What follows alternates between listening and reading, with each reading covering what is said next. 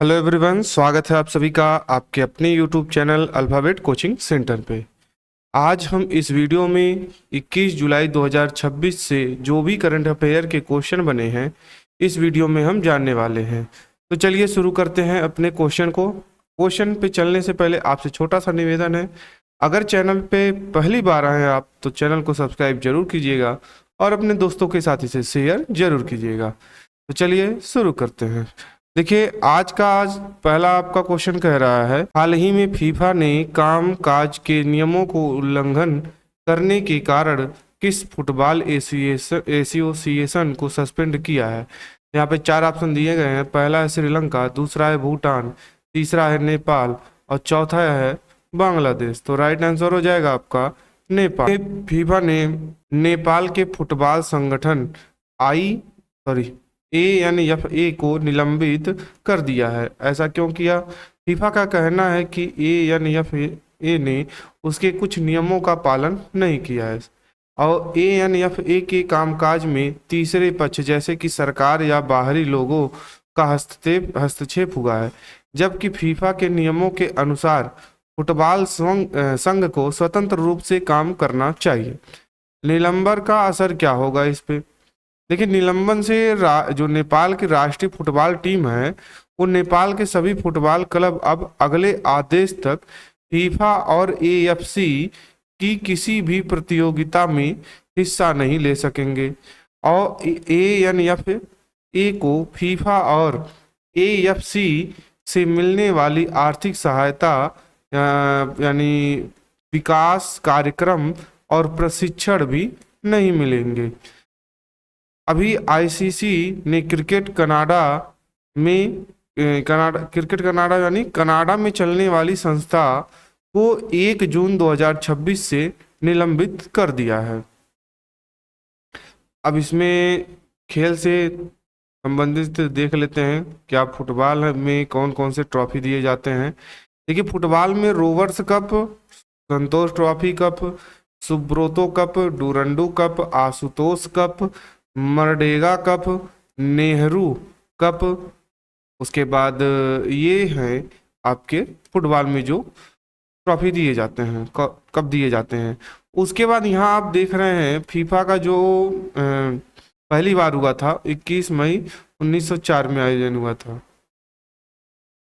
इसका हेडक्वार्टर जो है जुरिच में है जो कि स्विट्जरलैंड में पड़ता है और प्रेसिडेंट इसके कौन है? जियानी इन्फेंटिनो हुआ। पहले फीफा शांति पुरस्कार जो है वो अमेरिकी राष्ट्रपति डोनाल्ड ट्रंप को दिसंबर 2025 में मिला था। अब विश्व फुटबॉल दिवस जो है वो 25 मई को मनाया जाता है। अंतरिक्ष एजेंसियों की प्रमुख होसा की बैठक 2026 कहाँ आयोजित की गई है? यहाँ पे चार ऑप्शन दिए गए हैं, new Delhi, Mumbai, Bengaluru, Hyderabad. Right answer हो जाएगा आपका बेंगलुरु। इसका जो आयोजन हुआ था ये बेंगलुरु में हुआ था। देखिए, ब्रिक्स के बारे में हम जान लेते हैं। ब्रिक्स से संबंधित क्वेश्चन आपसे पूछे जाते हैं। इसका जो गठन हुआ था ब्रिक्स का 2001 में हुआ था और 2010 में साउथ अफ्रीका जो है इसमें शामिल हुआ था और इसकी पहली समिति जो है 2009 में रसिया में हुआ था। 2001 में ब्रिटिश अर्थशास्त्री जिम ओनील ने ब्राजील, रूस, भारत और चीन की 4 उभरती अर्थव्यवस्थाओं का वर्णन करने के लिए ब्रिक्स शब्द गढ़ा था और 17वां जो 2025 था इसका होस्ट जो है वो ब्राजील के रियो डी जेनेरियो में हुआ था। 18वें ब्रिक्स शिखर सम्मेलन 2026 जो है वो इंडिया में भारत के शेरपा यानी सुधाकर दलेला भारत जो है चौथी बार ब्रिक्स की अध्यक्षता कर रहा है। 2012 में भी किया था, 2016 में भी और 2021 में भी, जिसका थीम था लचीलापन, नवाचार, सहयोग और स्थिरता के लिए निर्माण, building for resilience, innovation, collaboration and sustainability. 1 जनवरी 2024 को 5 न्यू मेंबर जो है इसमें शामिल हुए थे, जैसे UAE, ईरान, इजिप्ट, इथोपिया जो कि अर्जेंटीना है। 2025 में 10वां जो मेंबर था इंडोनेशिया जो है शामिल हुआ था ब्रिक्स में। अब ब्रिक्स के समूह का 10वां नया पार्टनर स्टेट बना है वियतनाम। अब BRICS bank of commerce and industry का अध्यक्ष जो है हरवंश चावला जी हैं। ब्रिक्स कृषि सम्मेलन जो है इंदौर में हुआ था जून 2026 में। ब्रिक्स संस्कृति कार्य समूह की दूसरी बैठक वाराणसी में जून में आयोजित की गई थी। ब्रिक्स देशों की आपदा जोखिम न्यूनीकरण यानी DRR कार्य समूह की दूसरी तकनीकी बैठक पूरी जो कि उड़ीसा में पड़ता है, ये भी आपका जून में आयोजित किया गया था। और ब्रिक्स ऊर्जा मंत्रियों की बैठक गुरुग्राम जो कि हरियाणा में पड़ता है। ब्रिक्स पर्यटन कार्य समूह की दूसरी बैठक जो है वो जयपुर में जो कि अगस्त में आयोजित हुआ था। रोजगार कार्य समूह की दूसरी बैठक तिरुवनंतपुरम में हुआ था जो कि मई 2025 में। हाल ही में सुप्रीम कोर्ट ने किसे मौलिक अधिकार घोषित किया है? पहला है ऑप्शन आपका साइबर क्राइम से सुरक्षा, दूसरा है ऑप्शन सुरक्षित फुटपाथ पर चलना, और तीसरा है मतदान करना, और चौथा है आपका उपयुक्त सभी। तो आपको इसमें से बताना है कि कौन सा ऑप्शन आपका सही है। तो राइट आंसर हो जाएगा सेकंड वाला, यानी सुरक्षित फुटपाथ पर चलना। सुप्रीम कोर्ट ने कहा है कि फुटपाथ पर सुरक्षित तरीके से चलना हर नागरिक का मौलिक अधिकार है। अगर फुटपाथ पर अतिक्रमण हो, फुटपाथ ही न हो, या वह इतना खराब हो कि लोग सड़क पर चलने के लिए मजबूर हों, तो यह उनकी अधिकार का उल्लंघन है। अब अदालत ने सरकार से कहा है कि फुटपाथों की देखभाल और लोगों के चलने के अधिकार की रक्षा के लिए स्वतंत्र नियामक बनाया जाए। यह नियामक निकाय क्या करेगा?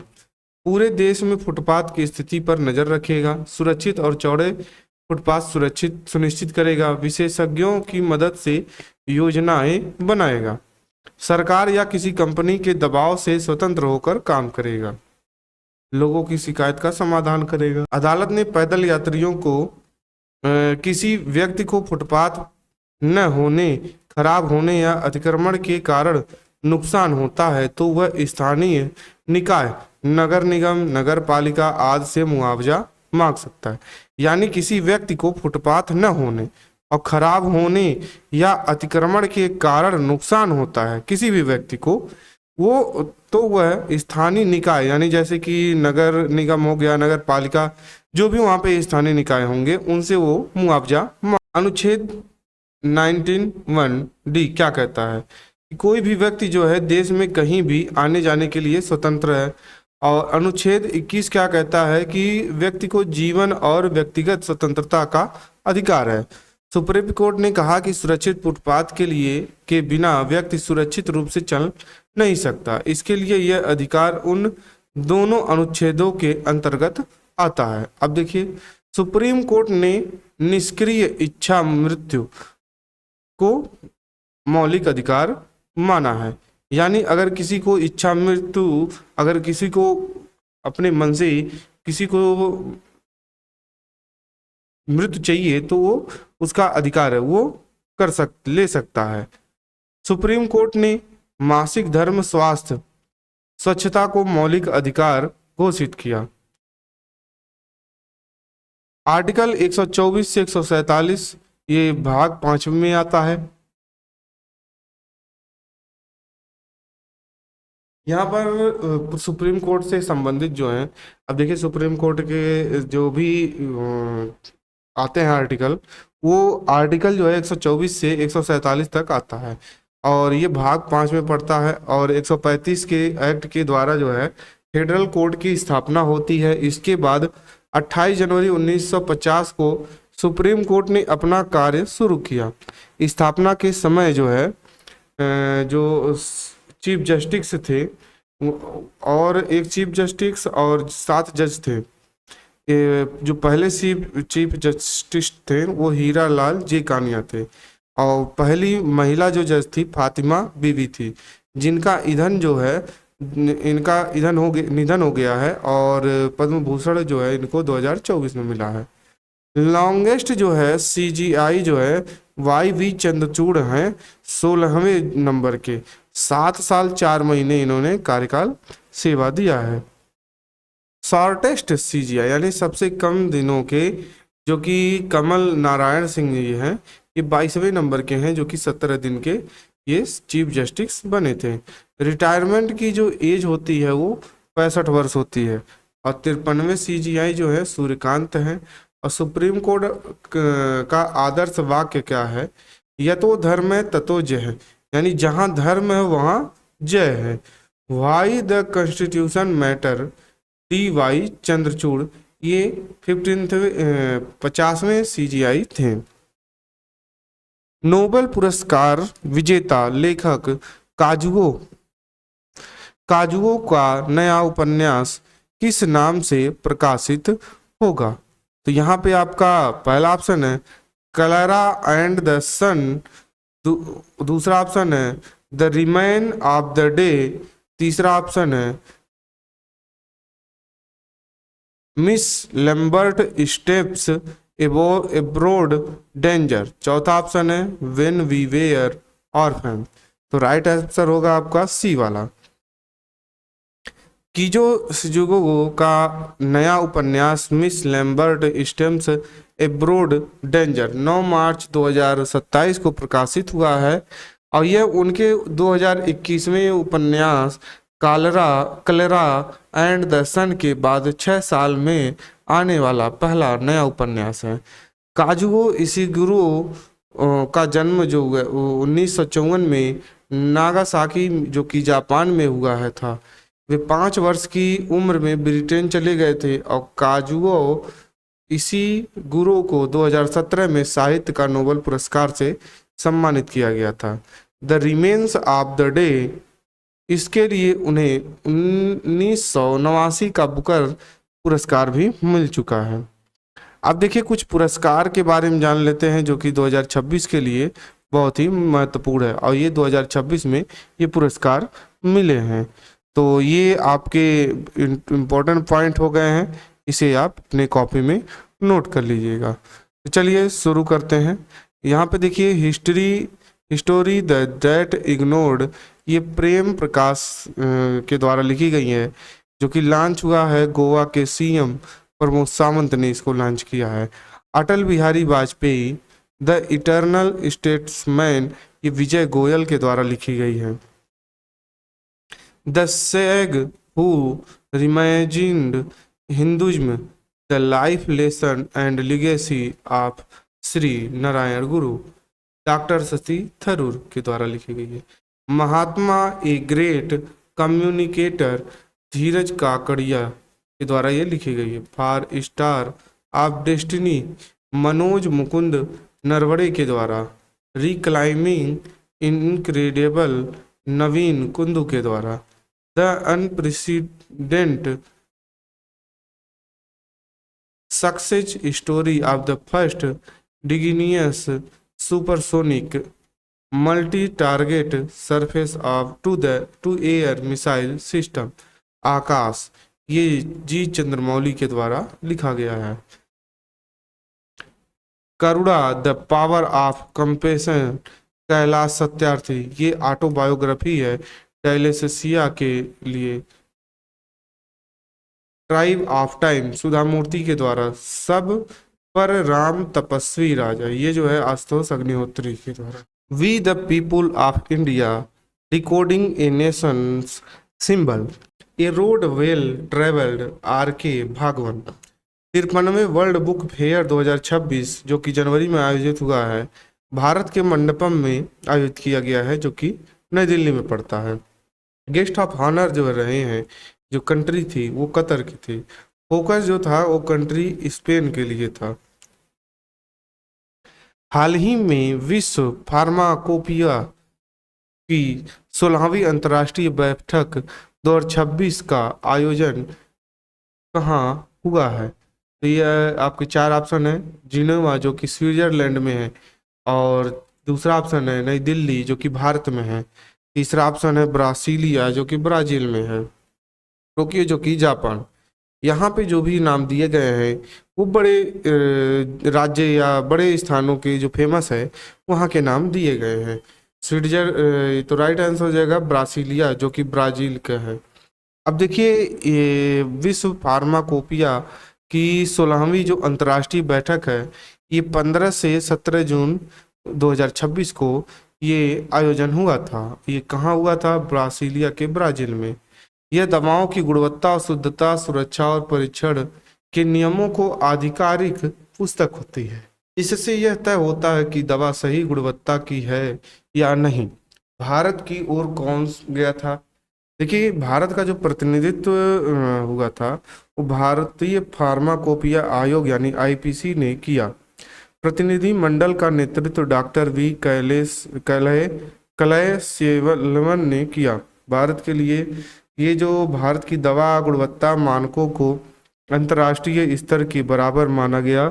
भारत को टीबी, कैंसर रोधी दवाओं, रक्त उत्पादों और एनीमिया की दवाओं के गुणवत्ता मानक बनाने में अग्रणी देश के रूप में सराहा गया है। उसके बाद देखिए यहाँ पर कुछ महत्वपूर्ण समिति हैं जो भी ऑर्गेनाइजेशन हुए हैं तो उसके बारे में यहाँ दिया गया है। तो देखिए जो 11वां रायसीना संवाद 2026 में न्यूजीलैंड इसके चीफ गेस्टिस जो है फिनलैंड के प्रेसिडेंट अलेक्जेंडर स्टब थे। थीम क्या था यहाँ का? संस्कार, अभिकथन, समायोजन, अनुभूति। 37वें मोबाइल वर्ल्ड कांग्रेस 2026 ये बार्सिलोना के थे जो कि स्पेन के। और अंतर्राष्ट्रीय मलेरिया सम्मेलन जो है ये शीत जल मत्स्य पालन, कोल्ड वाटर फिशर, यह पर पूरी तरह पहला अंतर्राष्ट्रीय सम्मेलन श्रीनगर में किया गया था। और 12वां एशियाई और प्रशांत क्षेत्रीय सम्मेलन 2026 भारत मंडपम नई दिल्ली में आयोजित किया गया था। ब्लैक स्वान समिति 2026 भुवनेश्वर उड़ीसा के जो कि भारत में पहली बार हुआ है इसका आयोजन। पहले बिम्स्टेक युवा पेशेवर विनिमय कार्यक्रम 2026 ये जो कि इंडिया में आयोजित किया गया है।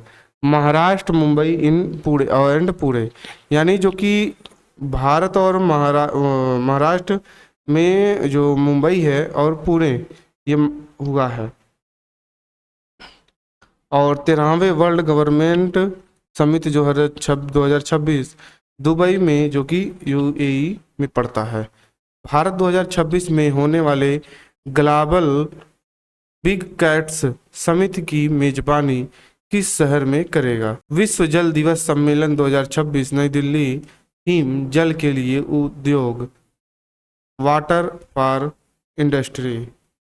गौ टेक 2026 एक प्रमुख गाय आधारित वैश्विक शिखर सम्मेलन और प्रदर्शनी है पुणे के कृषि महाविद्यालय में। वर्ल्ड ट्रेड ऑर्गेनाइजेशन का 14वां मनी स्तरीय सम्मेलन MC14 कहाँ? यूएनए कैमरून में। वन हेल्थ मीट समिति जो 2026 लियोन जो कि फ्रांस में। त्रिसेवा सेमिनार रण संवाद बेंगलुरु में। राष्ट्रमंडल संसदीय संघ क्षेत्र भारत क्षेत्र जोन 7 सम्मेलन जो है गोवा में।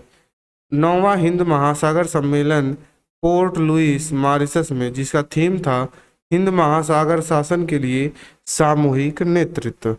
हाल ही में महिला अंतर्राष्ट्रीय क्रिकेट में सबसे अधिक विकेट लेने वाली गेंदबाज कौन बनी है? तो राइट आंसर हो जाएगा आपका दीप्ति शर्मा। अगला क्वेश्चन देखिए, अगला महत्वपूर्ण पॉइंट क्या है इसमें? दीप्ति शर्मा जो है महिला अंतर्राष्ट्रीय क्रिकेटर में सबसे ज़्यादा विकेट लेने वाली गेंदबाज बन गई हैं। उन्होंने भारत के पूर्व महान तेज गेंदबाज झूलन गोस्वामी का रिकॉर्ड तोड़ दिया। उन्होंने ये उपलब्धि महिला T20 विश्व कप 2026 में ऑस्ट्रेलिया के खिलाफ मैच में हासिल की। रिकॉर्ड किस बल्लेबाज को आउट करके बनाया? तो मैथ्यू मोनू अब देखिए ये खिलाड़ी और देश और विकेट बताए गए हैं कि कितना विकेट किसने लिया। दीप्ति शर्मा जो कि 356 विकेट, झूलन गोस्वामी जो है तो 355 विकेट, एलिस पेरी ऑस्ट्रेलिया की हैं 336, कैथरीन सीवर ब्रंट इंग्लैंड के हैं 335, सोफी एक्लेस्टोन इंग्लैंड की हैं ये 333, सबनीम इस्माइल दक्षिण अफ्रीका 323। दीप्ति जो है उत्तर प्रदेश के आगरा की रहने वाली हैं। वे पहले से ही महिला T20 अंतर्राष्ट्रीय क्रिकेट में सबसे ज़्यादा विकेट लेने वाली गेंदबाज हैं। सर्वाधिक अंतर्राष्ट्रीय मैच खेलने की वाली खिलाड़ी कौन बनी है? हरमनप्रीत, 356वां अंतर्राष्ट्रीय मैच। और फैनी गुसिमिंदे रवांडा T20I पर शतक बनाने वाली पहली महिला बन गई। वे 15 साल 223 दिन की उम्र में T20 इंटरनेशनल में शतक बनाने वाली सबसे कम उम्र की खिलाड़ी भी बन गई हैं। T20 में सबसे तेज 100 छक्के लगाने वाली खिलाड़ी कौन बने हैं? वैभव सूर्यवंशी, 29 पारियों यानी 514 गेंदों में जो कि T20 अंतर्राष्ट्रीय विकेट में 200 मैचों को खेलने वाली दुनिया की पहली खिलाड़ी बनी है हरमनप्रीत कौर। देखिए हरमनप्रीत के नाम कौर के नाम से स्टेडियम का एक स्टैंड बनाया जाएगा जिसे पिंक स्टैंड कहा जाएगा और ये भारत का पहला पिंक स्टैंड होगा। यह स्टैंड द्वारका दिल्ली में बन रहे 30,000 से अधिक सीट वाले स्टेडियम में स्थित होगा। ये थे आज के महत्वपूर्ण क्वेश्चन। अगर आपको वीडियो अच्छा लगा हो तो वीडियो को लाइक और शेयर जरूर कीजिएगा। मिलते हैं अगले वीडियो में, तब तक के लिए थैंक्स फॉर वॉचिंग।